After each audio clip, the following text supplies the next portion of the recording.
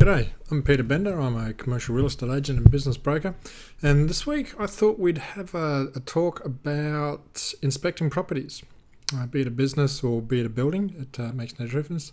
So you've gotten to the stage of shortlisting a couple of properties or assets, and so what exactly do you look for when you're going to inspect it? Now, the content I'm going to give you will work just as well for those who are going to physically inspect a property, or those who don't have that opportunity and are going to do it remotely in some particular format.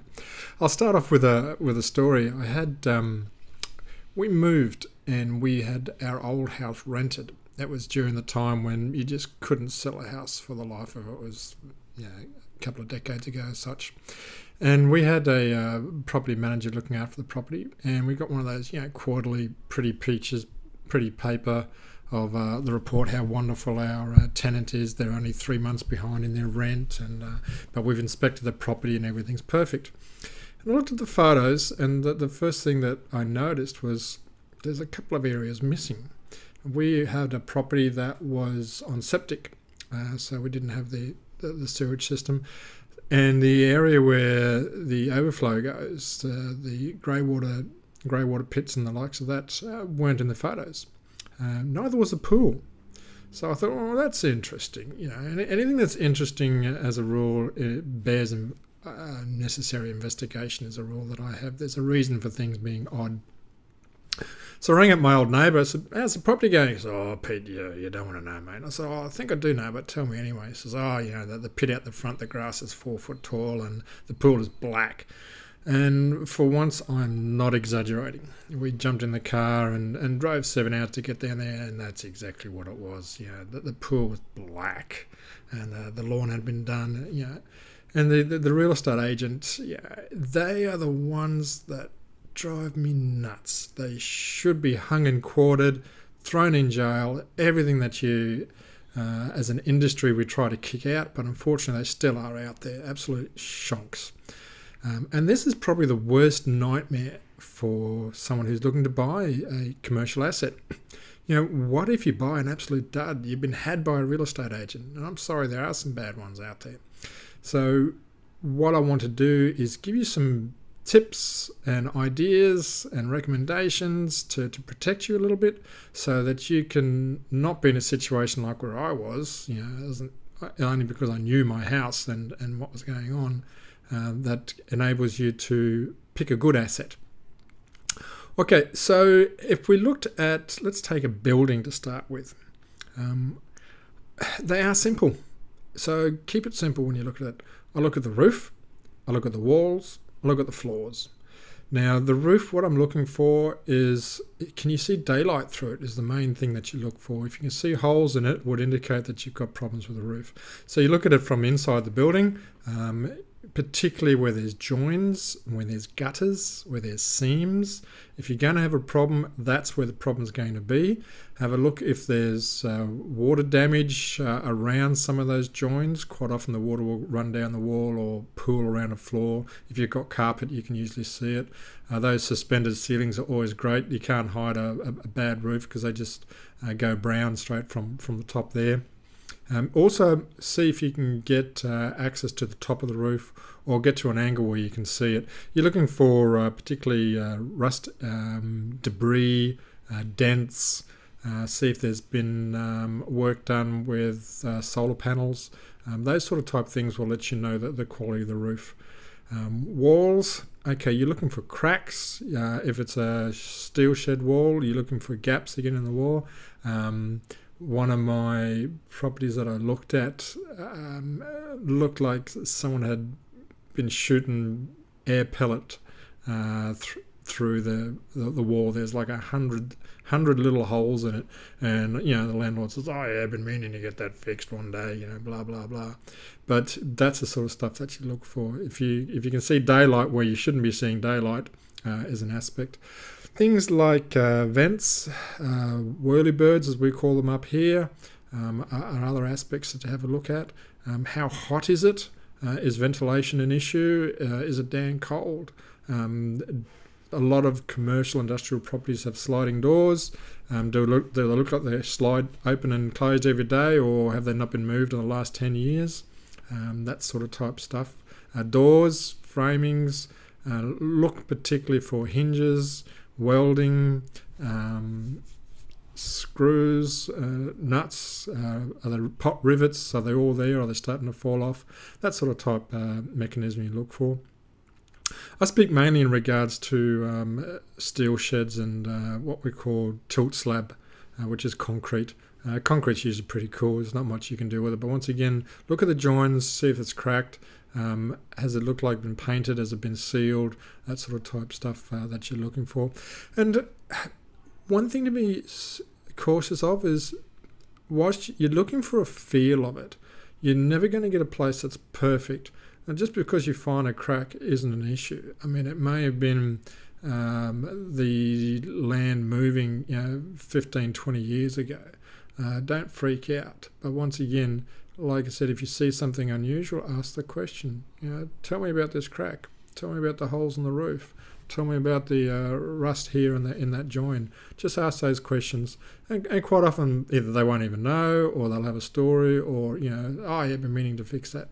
Things like, I've been meaning to fix that, there again is okay. When you get to contract stage, just make sure you put it in the contract that the owner is to replace the corrugated sheet on the roof that's rusted. Owner is to replace the door that doesn't work. Owner is to fix the sliding door so that it works properly. Those sort of type of things, you just put it in the contract and get yourself a good standard property. Floors is another one to look at. Most places nowadays have got polished concrete floors or just straight concrete floors.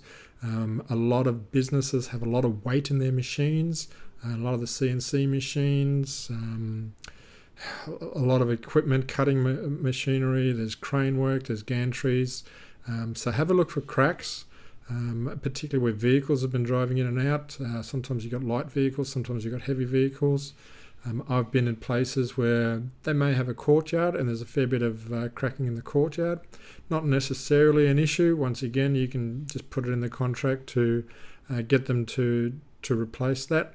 The other option is you can use it as a negotiating tool. If you know it's not an issue, don't be a cretin and try to squeeze your seller out of it. But just say, well, look, that needs to be repaired. How about we split the difference and I take $5,000 and you take the $5,000 off the price, and I'll get that organised when I buy it. So you've got flexibility and leverage in there. With flooring, try and see under the building if that's appropriate. If not, then walk around the building, particularly where there's joins and slabs. Are they stable? Are they split? That's usually a weak point. Having a look at that particular area. On my YouTube channel, there's the section where we have the educational videos on managing your commercial property business. And there's also a section on listings.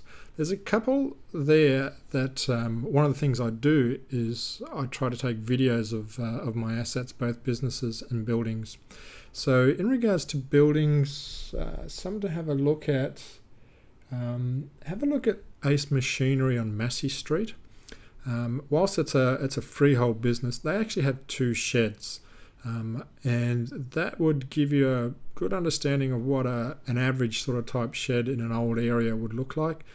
You can see underneath the buildings, you can see around the sides of the buildings, you can see inside the building. It just gives you a bit of a feel. Have a look at the ceilings, have a look at the flooring, that sort of type area.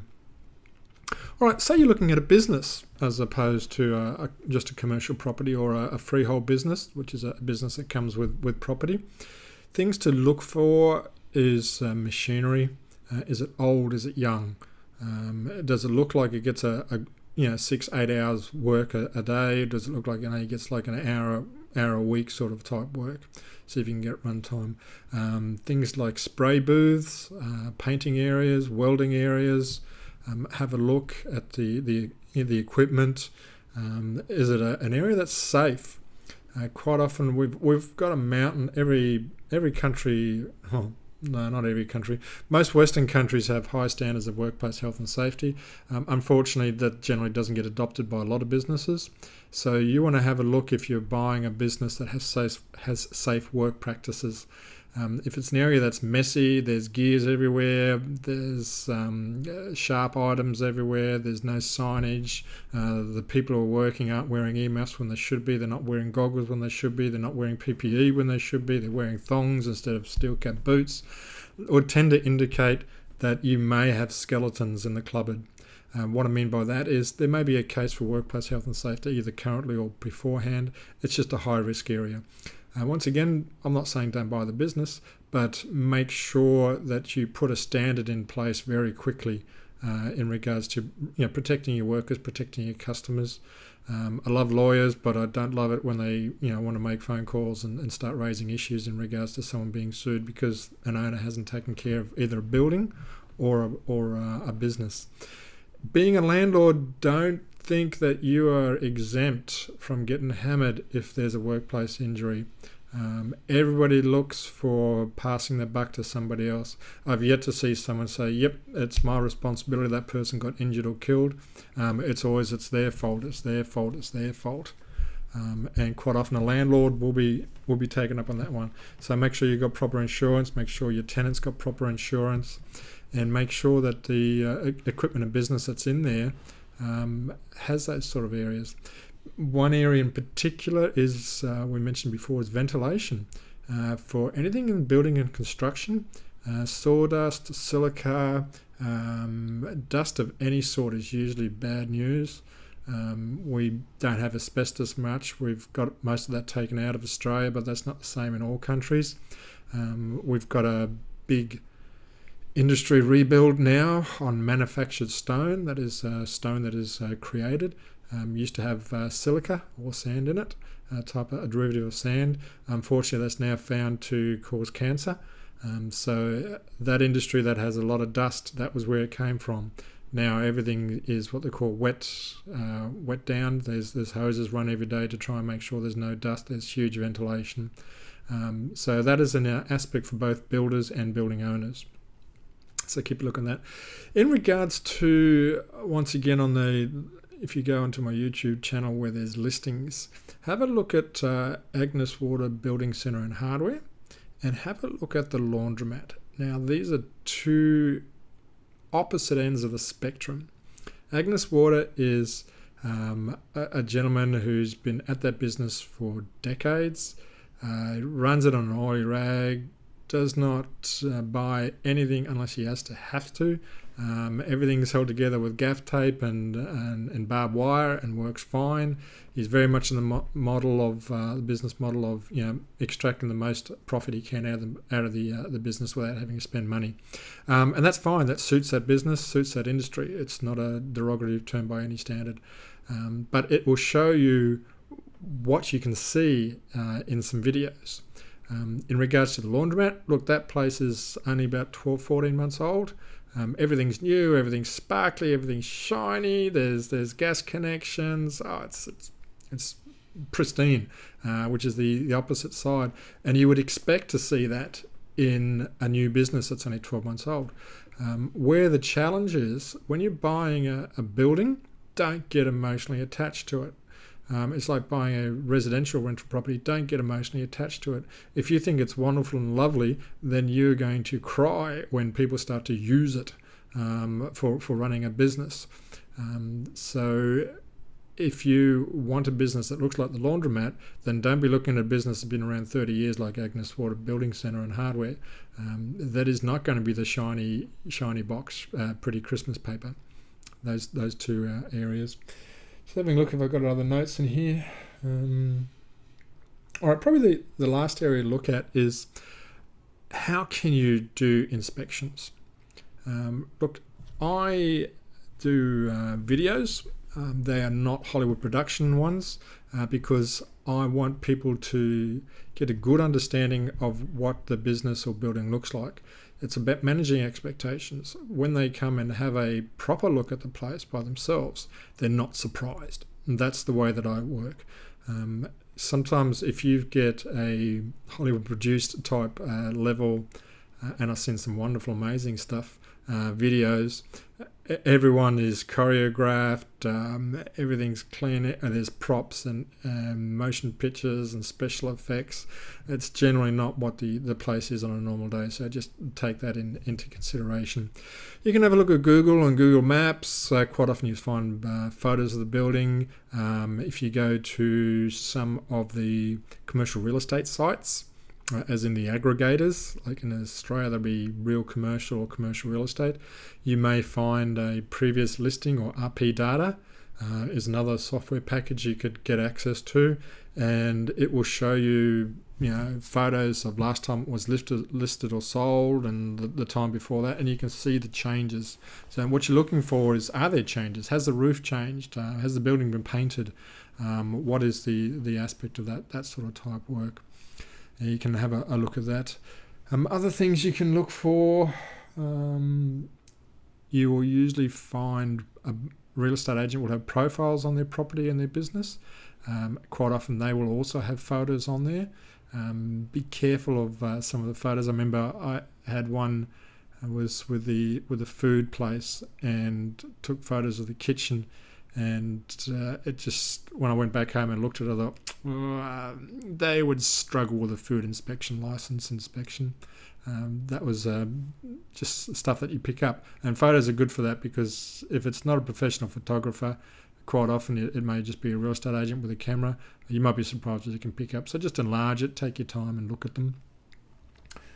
Auctions is a good thing for you to get some experience on. If that doesn't happen too much in the business space, but even doing it for a couple of residential ones, just go around. You can see what other people look for, and you don't feel too inhibited having a look around and lifting up carpets and checking cupboards and doors.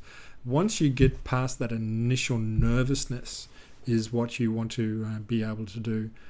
To get to that sort of stage. When you've looked at a couple of commercial properties or a couple of businesses, you'll start to get a feel.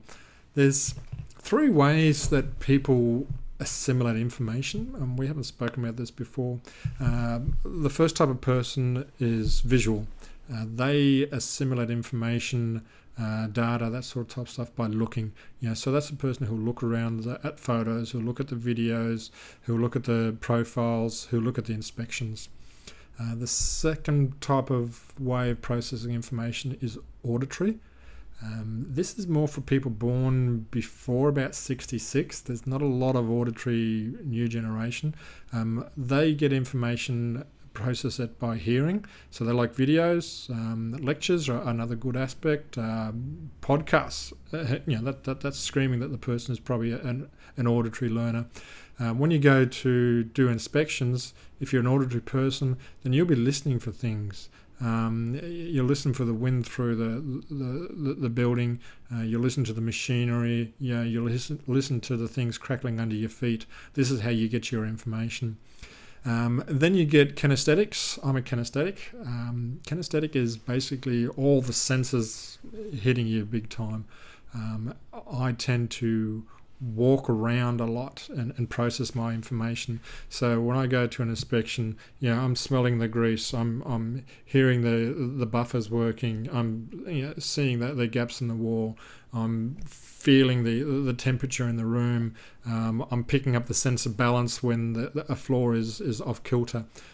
That sort of type stuff. It's a whole sensate type feeling. That's why I do a lot of inspections, particularly when I get new listings. I want to go out and see what the person's business is all about. That's how I get all my information to run with. So whichever aspect you got, video, auditory or kinesthetic, run with that.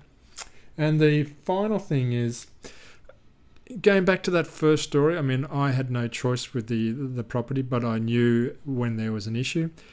You have the opportunity usually, if you're buying something for $500,000 or more, and most properties and assets are in that bracket, then listen, get off your lazy butt and buy a plane ticket.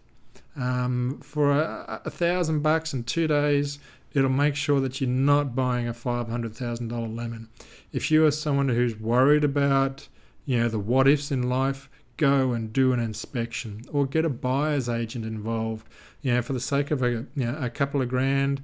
Suddenly they're accountable for making sure that you get quality information.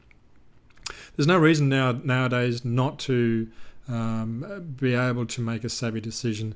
I've done video tours with I can't remember the software that we use, but you can just take a client around and do a video tour at the same time. They can ask questions, let me have a look at this, and let me have a look at that.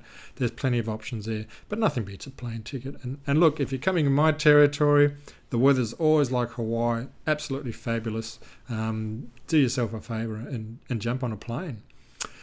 That's probably enough. So we spoke about what to look for in property inspections, whether it's a business, whether it's a building, and avenues on how to do that either remotely or if you are doing it in person. Once again, get out your book of knowledge. For people who are new to my channel, a book of knowledge is where you write down some notes on the topic that we talk about, but particularly some action items. So put down probably 2 action items. Okay, when I'm ready to look at an inspection, this is what I'm going to do. And whether it's a strategy or whether it's some particular area that you may not have thought about, that's the stuff you put in your book of knowledge. All right, till next week. Enjoy yourself. Take care and check out those other videos I mentioned. God bless.